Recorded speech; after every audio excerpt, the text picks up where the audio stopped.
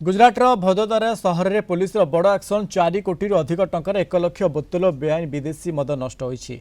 कोयली अंचल में बुलडोजर और रोड रोलर साहाय्य मद बोतल गुड़िक गुंड कर नष्ट कर बेआईन मदर मूल्य 4 कोटी अधिक टंका बोली जमापड़ी।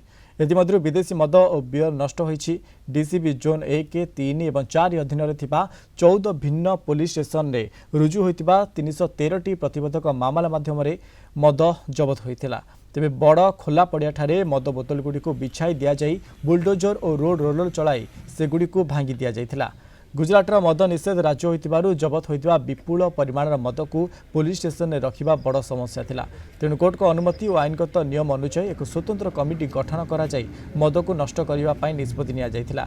ए कार्यक्रम को स्वच्छ भारत स्वच्छ बड़ोदरा स्वच्छ गुजरात अभियान अधीन में परिचालना करा जायथिला। इस समय 4 जन एसपी 14 जन पुलिस इंस्पेक्टर जिलापाल प्रतिनिधि और राज्य अबकारी विभाग वरिष्ठ अधिकारी उपस्थित रहिथिले।